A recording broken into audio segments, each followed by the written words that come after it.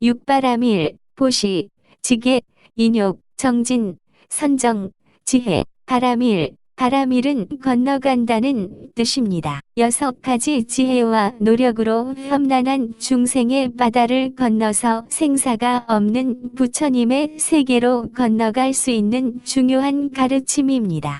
고통이 있고 괴로움이 있는 마음 속에서 고통이 없고 늘 고요하고 맑고 깨끗한 마음의 세계로 건너가는 6가지 가르침을 육바라밀이라고 합니다. 참으로 요긴한 말씀이니 불자님들께서는 자나깨나 육바라밀을 애인처럼 소중하게 생각하고 항상 간직하고 외우시고 실천해 나가시기 바랍니다. 보시, 널리 베푼다는 뜻입니다. 베푸는 마음처럼 넉넉한 마음은 없습니다. 곧 부처님 마음입니다. 그리고 어머니 같은 마음입니다. 어머니께서는 자식을 위하여 온갖 것을 다 베풀고 또 베풀고 계십니다. 마음과 정성, 그리고 사랑을 끊임없이 햇살처럼 마음속 깊이 불어넣어 주시고도 항상 부족해 하시는 것이 어머니 마음입니다. 한도 끝도 없이 아무 조건 없이 사랑으로 베풀고 계십니다. 어머니의 마음은 대자대비 관세음보살님의 마음이십니다.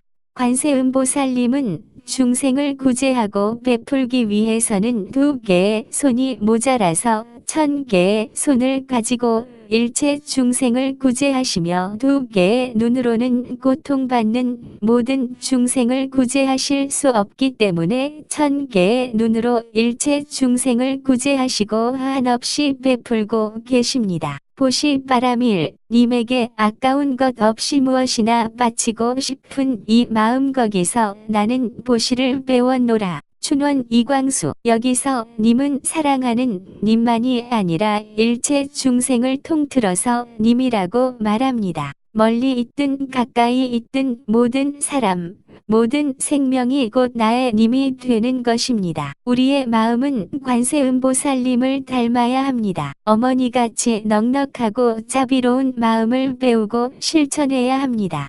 굶주리고 배고픈 이를 위하여 먹을 음식을 베푼다는 생각 없이 베풀어주는 것이나 옷이 떨어져서 옷이 없는 이에게 옷을 입도록 해주는 것은 진정한 보시입니다. 가난해서 책을 사볼 수 없는 아이에게 책을 사주고 학비를 보내주는 것도 보시바라밀입니다. 몸이 아픈 이에게 병을 간호해 주는 것이나 차비가 없는 이에게 차비를 대어 주는 것도 보시이고 바라밀입니다. 우물이 없는 곳에 우물을 파서 길 가는 사람이 마실 수 있도록 해주는 것이나 다리가 없는 곳에 다리를 놔자우는 것도 보시바라밀입니다. 병원을 짓고 학교를 짓고 양로원이나 고아원을 운영하고 지체 부자유한 분을 위하여 노력하고 봉사하는 모든 분들이 진정으로 보살행을 실천하시는 분들입니다. 내가 내 자신을 위하여 쓸 것을 쓰지 않고 절약하고 검소하게 살면서 가난한 이웃을 위하여 모든 면에서 베풀고 사는 바다 같은 넓은 마음으로 사시는 보살님의 진정한 모습을 배우고 올바르게 살아가도록 노력한다면 한층 부처님 마음으로 다가서게 됩니다. 보시바라밀에는 물질적인 면도 있지만 정신적인 보시바라밀이 있습니다. 정신적인 보시는 이웃의 아픔을 같이 걱정해주고 함께 아파하는 마음입니다. 이웃의 괴로움을 같이 나눌 수 있는 이라면 진정한 보살이 됩니다. 다른 이의 즐거움을 함께 기뻐해주고 칭찬해주는 것도 큰 보시 공덕이 됩니다. 베푸는 마음은 자비보살이고 부처님 마음입니다. 신앙은 나보다 남을 생각할 줄 아는 갸륵한 마음에서 시작된다고 합니다. 나누어 가질 줄 아는 마음이 곧 보살의 마음이고 보시행이 되는 것입니다. 얼마 전 중국 산동성에 인색한 노인이 있었답니다. 이 노인은 얼마나 구두쇠고 인색한지 자기 자식에게나 친척에게도 자신이 생전에 모은 재물을 나누어 줄 마음이 없었습니다. 노인이 나이가 많아 이제 얼마 안 있으면 세상을 떠나야 할 어려운 입장이 되었습니다. 노인은 생각하였습니다. 내가 죽는다면 내가 모은 재산을 친척들이 가지고 갈 터이니 죽어서도 영원히 재산을 갖고 있을 수는 없을까 하고 궁리하던 끝에 잘 아는 목수를 불러서 침대를 만들게 했습니다. 보통 침대가 아니라 침대 밑에 재물을 담을 수 있게 침대 안을 담처럼 만들고 생전에 농사 짓던 전답을 전부 팔아서 회물로 바꾸고 모든 집안의 돈을 전부 침대 속에 넣고 그 위에 이불을 펴고 죽으려고 생각하니 그것도 자기가 죽으면 시체를 옮기고 회물을 훔쳐갈 것이라 생각하여 폭발물을 설치하는 사람을 불러서 침대 주위에 갖가지 폭발물을 설치한 뒤 저승길을 갔다는 신문 기사가 있었습니다. 이 이야기를 생각하면 욕심이 얼마나 사람을 어리석고 바보로 만드는가를 알게 해줍니다. 공술의 공수거라는 말이 있습니다. 죽음이 우리에게로 왔을 때 우리들이 욕심을 내고 소중하게 여기던 것들을 아무리 가지고 가려고 해도 우리는 아무것도 갖고 갈 수가 없습니다. 태어날 때 빈손으로 왔듯이 갈 때도 빈손으로 가는 것이 인생입니다. 죽음에 이르렀을 때 갖고 가는 것이 무엇인지 모르는 사람들이 너무 많습니다. 우리가 갖고 가는 것은 이 몸뚱이와 물건들이 아닙니다. 생전에 지은 업보만 그림자처럼 따라오는 것입니다. 착하게 살고 남을 위하여 베풀고 사신 분은 선근의 인연으로 천상에 태어날 수 있습니다. 중국의 노인처럼 욕심이 많은 사람은 가는 길이 험난해집니다. 욕심으로 태어나면 지옥의 고통을 받는 곳으로 태어나는 것이 인과의 도리인 것입니다. 지금도 어려운 이웃이 우리 주변에 많습니다. 가난하여 점심 도시락을 못 사오는 학생들이 있습니다. 배가 고파 본 사람은 배고픈 사람의 심정을 이해할 수 있습니다. 우리나라가 사변이라는 동족상잔의 전쟁을 하면서 전쟁으로 먹을 것이 없을 때 외국에 원조가 없었으면 많은 사람이 굶주림으로 죽어갔을 것입니다. 우리도 이제 경제적으로 부강한 나라가 되었습니다. 조금 더 절약하고 검소하게 생활하여서 남는 음식과 옷을 우리보다 더 어렵게 살고 있는 어려운 분들에게 돌려주는 마음이 되어야 바로 보살의 마음이 되고 올바른 불자님이 되시는 길입니다. 많이 베풀고 나눔을 생활화하면서 항상 웃고 사랑하며 사소서. 지게, 육바라밀 중에 지게는 생사의 언덕을 넘어서 천상에 태어나게 하는 사다리와 같고 어두운 밤길을 가는데 등불과 같으며 강을 건너가는 나룻배와 같은 것입니다.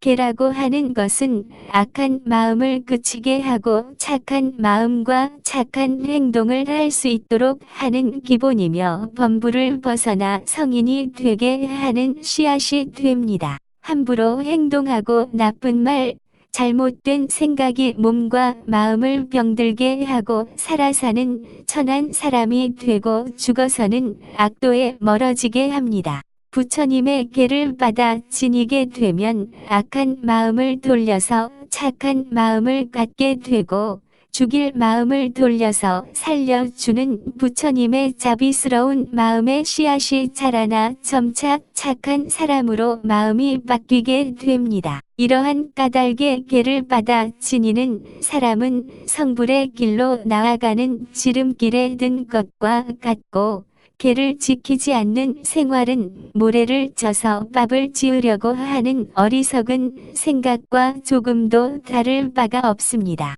과거의 모든 부처님께서 중생을 위하여 설하신 칠불 통계입니다. 불자님들께서는 항상 외어서 외아들을 보호하듯 보호하셔야 됩니다. 재앙막작, 중선봉행, 자정기심, 시제불교 해서 모든 악을 짓지 말고 항상 착한 일을 받들어 행하라. 그리고 스스로 마음을 깨끗하게 하라. 이것이 모든 부처님의 한결 같은 가르침이니라. 계를 지키고 살면 마음이 맑고 깨끗해지고 순순해집니다. 맑고 깨끗한 마음은 보살의 마음입니다. 착하고 순수한 사람을 보면 보는 사람의 마음까지도 맑고 깨끗해집니다. 어린아이의 해맑은 눈빛을 보면 얼마나 마음이 평온하고 순수해지는지 모릅니다. 한 생각 나쁜 생각이 나쁜 업을 만들어 마음속에 자라게 됩니다. 나쁜 생각은 자신을 악한 행동으로 연결하여 나쁜 사람이 되어서 나쁜 과보를 받게 합니다. 신도님들은 부처님과 인연을 맺으면서 기본적으로 지켜야 할 5가지 계율이 있습니다. 신라 시대에는 불자가 아니더라도 원광법사의 세소고개를 화라들과 모든 백성들이 말없이 생활 속에서 지키고 실천하여 나라 전체가 불심으로 한데 뭉치게 되니 국민 정신도 건전해지고 이러한 힘이 삼국 통일의 원동력이 되었습니다. 또한 찬란한 불교 정신과 문화를 후손에게 전하게 되었습니다. 불문에 들어온 신도님들은 절문 안에 들어오면서 5가지 기본 계율을 지키도록 노력해야 합니다. 첫째, 산목숨을 함부로 죽이지 말라. 살아있는 생명을 죽이지 말라는 말입니다. 생명을 함부로 죽이면 자비종자가 끊어지게 되는 것입니다. 이 세상에 생명처럼 소중한 것은 없습니다. 생명은 단 하나이기 때문입니다. 고물고물 기어다니는 벌레도 생명이 있고 죽지 않겠다는 마음이 있습니다. 부처님께서는 생명의 존엄성을 설파하셨습니다. 남의 생명을 해치면 죽고 사는 과정에 원망과 원한이 발생하게 되느니라. 그래서 인과가 형성이 되고 끝없이 죽이고 살리는 일이 계속 이어지게 되느니라. 산 생명을 함부로 죽이는 사람은 점점 더 잔인하고 포악해집니다.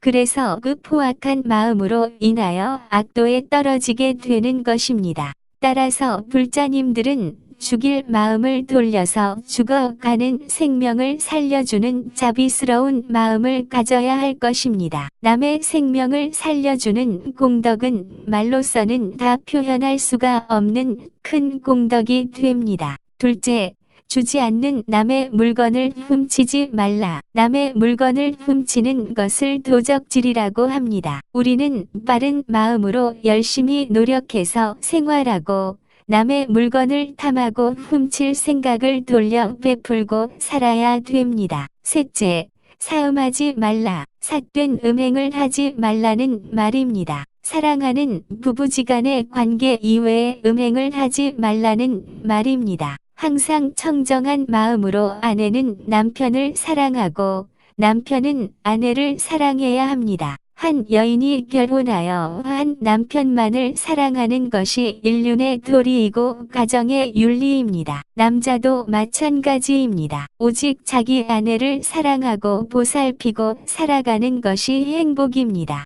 잘못 아내 이외의 다른 여인을 사랑하여 가정이 깨어지고 본인도 불행해지는 것을 종종 볼 수 있습니다. 불자님들은 항상 가정에 충실하고 가족을 사랑하며 청정행을 닦아야 올바른 불자가 될 수 있습니다. 넷째, 거짓말하지 말라. 남을 속이는 말, 이간질하는 말, 악한 말로 상대방을 괴롭히는 말을 하지 말아야 됩니다. 거짓말을 하면 신용이 떨어지게 됩니다. 상대방이 나를 믿지 않게 됩니다. 말은 입으로 짓는 업입니다. 포악한 말은 마음까지도 얼어붙게 만듭니다. 잔인한 말은 사람을 공포로 몰아넣고 마음을 괴롭게 합니다. 불자들은 항상 따뜻한 말, 이해하는 말, 칭찬하고 너그러운 말을 하여 사람의 마음속까지 훈훈하고 따뜻하게 해야 합니다. 항상 부드럽고 온화한 말로 생활해 나가야 품위도 살아나고 존경받는 사람으로 바뀌게 됩니다.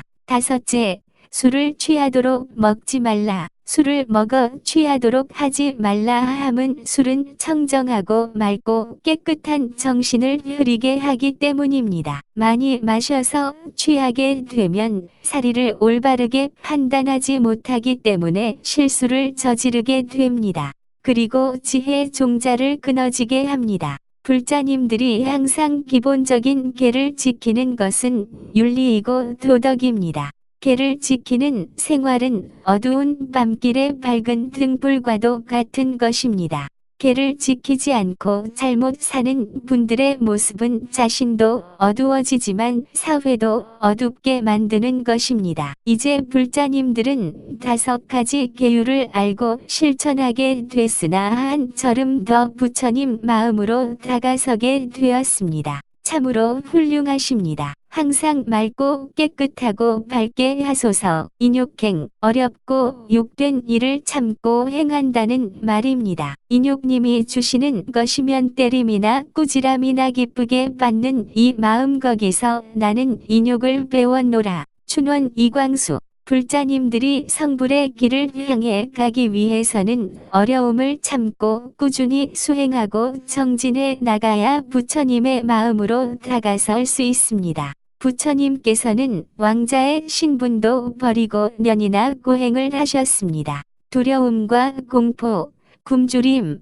마구니의 유혹을 견디시고 나벌 8일 새벽 별빛을 보고 성도하셨습니다. 우리가 평범하게 살아가는데도 여러 가지 어려운 일이 있습니다. 현실이 나를 속이고 마음을 아프게 할 때가 많이 있습니다. 가정 문제, 애정 문제, 자식 문제, 사업 문제, 승진 문제 등 한두 가지가 아닙니다. 세상살이에 어려움이 없는 사람은 아무도 없습니다. 부자는 부자대로, 가난한 사람은 가난한 대로 어려움이 있게 마련입니다. 그러나 설령 어려움이 있다 하더라도 좌절하면 인생의 낙오자가 될 것이므로 굳게 참고 이겨나가야 할 것입니다.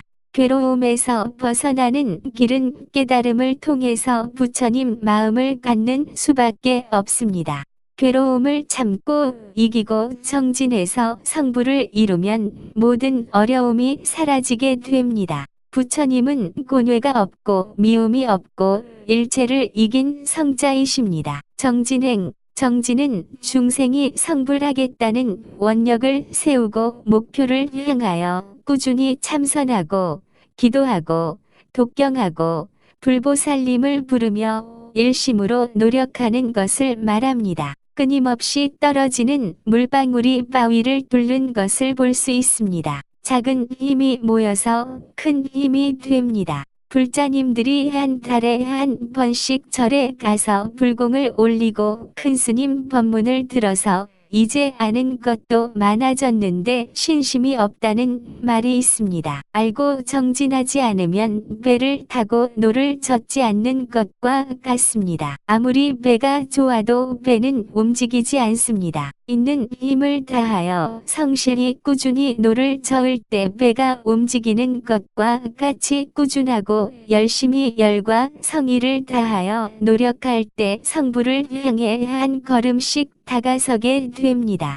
해인사 방장 스님이셨던 성철 큰 스님께서는 중생의 게으른 마음을 제도하시기 위하여 3000배 절을 하도록 시켰습니다. 누구든지 나를 만나려면 1000배를 하라. 그러면 만나 줄 것이다. 신도님들은 큰 스님을 친견하기 위하여 구슬땀을 흘리면서 절을 합니다. 3000배를 하려면 보통 정진력 가지고는 어렵습니다. 절을 하다 도중에 물러나오는 불자님도 계십니다. 그러나 1배 절을 하다 보면 어느새 1000배의 절을 할 수 있는 능력이 생기고 절하는 도중에 마음속에 뜨거운 감회가 일어납니다. 마음속에 희열이 일어나서 기쁜 마음이 용솟음치고 절하는 공덕과 가피를 입게 되고는 큰 스님께 진정으로 고마움을 느끼고 감사해야 합니다. 성철 스님께서 1000배를 하라 하시는 이유가 바로 이것입니다. 공던 탑은 무너지지 않는 것처럼 정성 들여 노력하면 누구든지 성불할 수 있다고 부처님께서 말씀하셨습니다. 관세음보살님 명호를 부르고 주력하는 보살님께서는 아침, 점심, 저녁 그리고 틈나는 대로 열심히 불보살님 명호를 부르고 염주화를 굴립니다. 하루에 1만 번은 불러야 됩니다. 처음에는 불보살님을 불러도 입으로만 부르고 생각은 온갖 망념이 일어나게 됩니다. 누구든지 처음에는 일념이 잘 안 됩니다. 온갖 생각이 다 일어나고 생각을 일으키게 합니다. 그래도 오직 자비하신 관세음보살님을 생각하고 일심으로 부르다 보면 자연히 일념이 되고 정신력도 맑아져서 마음이 고요해지고 또렷해져서 공력이 생기게 되고 정진력이 생겨 차츰 힘도 덜어지고 매사가 즐겁고 정진하는 보람을 느끼게 됩니다. 수행 정진도 정도에 맞추어서 해야 합니다. 부처님께서 라자가하의 중림정사에 계실 때였습니다. 소호나 비구는 영축산에서 열심히 선정을 닦다가 이렇게 생각했습니다. 부처님의 제자로서 정진을 열심히 했으나 나는 아직 번뇌를 완전히 제거하지 못하였다. 애를 써서 닦아도 도를 이루지 못할 바에야 차라리 집에 돌아가서 보시를 행하고 복이나 짓는 것이 낫지 않을까. 부처님께서 소호나의 마음을 살펴 아시고 검은고 줄을 비유해 말씀하셨습니다. 소호나여, 검은고 줄을 너무 조이면 줄이 끊어지고 소리도 잘 나지 않고 너무 늦추어도 또한 제 소리를 내지 못하느니라. 그러므로 너무 조이게도 늦추지도 말고 알맞게 조였을 때 맑고 미묘한 소리가 나는 것처럼 너의 공부도 그와 같다. 정진할 때 너무 조급하면 들뜨게 되고 너무 느리게 하면 게으르게 된다. 그러므로 알맞게 하여 집착하지도 말고 방일하지도 말라. 우리 불자님들도 부처님의 가르침을 항상 가슴속에 새겨서 자신에 맞는 수행을 통해서 정진하는 습관을 몸과 마음에 젖어들도록 노력해야 합니다. 선정행, 맑고 고요해서 흔들리지 않는 마음을 말합니다. 성불한다는 원대한 목표를 향하여 노력하는 그 마음이 어떤 경계에 부딪혀도 움직이지 않으며 늘 맑고 깨끗하고 성성해서 분명히 알고 분명한 가운데서 하는 공부가 역력해야 합니다. 태풍이 불어와도 미움과 원망 분노의 풍파가 내 마음을 흔들어도 내 마음은 호수처럼 잔잔하고 고요하오. 고요한 호수의 백조가 날아와서 놀고 거위가 날아와 놀아도 파란 마음의 호수는 늘 흐뭇하고 행복하답니다. 저녁 노을이 온통 호수를 발갛게 물들여 놓아도 파란 마음의 호수는 미움도 원망도 없답니다. 마음은 항상 맑고 깨끗하고 성성해서 자취도 없고 흔적도 없습니다. 마음이 흔들리지 않고 마음이 때묻지 않는 경계를 선정이라고 할 수 있습니다. 누가 나를 칭찬해주면 금방 마음은 금빛 갈매기가 되어서 파란 창공을 한없이 날고 또 날아가지만 누가 나를 밉다고 하면 내 마음은 금방 미움이 생겨 미운 얼굴로 변해버리고 몸도 마음도 성내는 마음과 분심으로 얼룩져서 어쩔 줄 몰라 합니다. 이런 것은 선정을 닦지 않아 자기 자신의 마음을 모르기 때문에 깊이가 없이 경계에 흔들리고 있는 것이랍니다.